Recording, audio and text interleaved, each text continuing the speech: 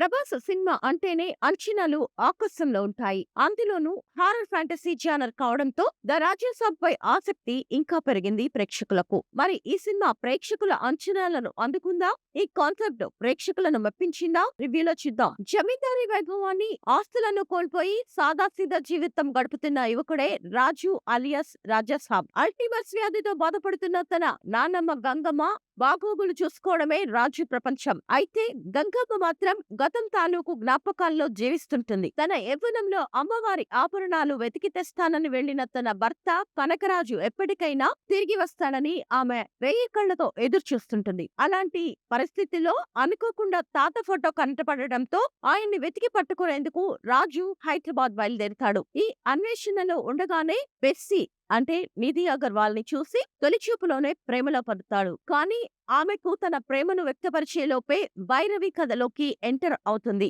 అసలు హైదరాబాద్ వచ్చిన రాజుకు ఎలాంటి సవాళ్లు ఎదురయ్యాయి? కనకరాజుకు గంగరాజుకు మధ్య ఉన్న వైరమేంటి? చివరికి రాజు తన తాత ఆచూకీ కనుక్కున్నాడా? తన నానమ్మ నిరీక్షణకు తెరదించి తాతను ఆమె దగ్గరకు చేర్చగలిగాడా అనే విషయాలు తెలియాలంటే వెండి తెరపై చూడాల్సిందే. ద రాజాసాబ్ కోసం ఎంచుకున్న పాయింట్ చాలా బలంగా ఉంది. ఒక ఇంట్రెస్టింగ్ హారర్ ఫ్యాంటసీ కాన్సెప్ట్ ఇది. కానీ పేపర్ మీద ఉన్నంత స్ట్రాంగ్ గా తెర మీదకు రాలేదనిపిస్తుంది. రైటింగ్ చాలా చోట్ల తేలిపోతుంది. ముఖ్యంగా స్క్రీన్ ప్లే ఒక ఫ్లోలో కాకుండా అక్కడక్కడ అతికిచ్చినట్లుగా అనిపించడం సినిమాకు పెద్ద మైనస్. కొన్ని సీన్స్ బాగున్నా ఓవరాల్ గా సినిమాను నిలబెట్టడంలో డైరెక్టర్ టీం ఇంకాస్త శ్రద్ధ పెట్టాల్సింది. కాకపోతే వింటేజ్ ప్రభాస్ ను గుర్తు చేసేలా ఆయన ఎనర్జీ లెవెల్స్ ఉన్నాయి. ముఖ్యంగా హీరోయిన్స్ తో వచ్చే రొమాంటిక్ సీన్స్ లో ప్రభాస్ ఈజ్ కనిపించింది. అలాగే కొన్ని సీన్స్ లో ఒకప్పటి రెబల్ స్టార్ కనిపించదు. ఇక మారుతి విషయానికి వస్తే ఉన్నది లేనట్టు లేనిది ఉన్నట్లు ఏదో మాయ చేయాలని చేసినా వర్కౌట్ అవ్వలేదు. ఇంట్రెస్టింగ్ కాన్సెప్ట్ తీసుకున్నా అంతే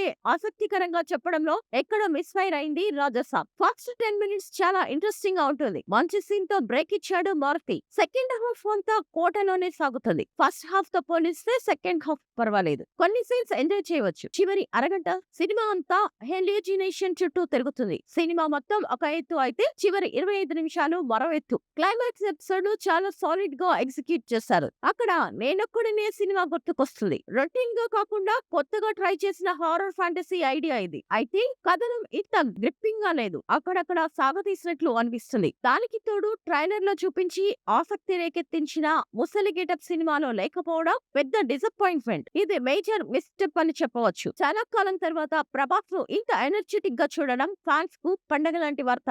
అయితే ఆయన స్క్రీన్ ప్రెజెన్స్ రిఫ్రెషింగ్ గా ఉంది. ఇక నిధి అగర్వాల్ తో ప్రభాస్ కెమిస్ట్రీ స్క్రీన్ మీద చాలా బాగా వర్కౌట్ అయింది. వీరిద్దరి కాంబినేషన్ సీన్స్ ఆకట్టుకుంటాయి. మాళవిక మోహనన్, రితిక్ కుమార్ పర్లేదు. సంజయ్ దత్ విలనిజం బాగా పండించాడు. జరీనా వహాబ్ నానమ్మ పాత్ర బాగుంది. మిగిలిన పాత్రలు ఓకే. తమన్ అందించిన మ్యూజిక్ సినిమాను ముందుకు నడిపించడంలో హెల్ప్ అయింది. అక్కడక్కడ లౌడ్ మ్యూజిక్ వినిపించింది. కానీ విజువల్ ఎఫెక్ట్స్ విషయంలో మాత్రం మిశ్రమ స్పందన వస్తుంది. కొన్ని చోట్ల గ్రాఫిక్స్ బాగున్నా కొన్ని కీలక సమావేశాల్లో మాత్రం తేలిపోయాయి. క్వాలిటీ విషయంలో ఇంకాస్త కేర్ తీసుకోవాల్సింది. ఎడిటింగ్ ఇంత నివిడి ఉండవలసింది కాదు. మారుతి హారర్ లో కొత్త కాన్సెప్ట్ ట్రై చేశాడు. ఓవరాల్ గా the Raja Saab it's Maruthi's mind game.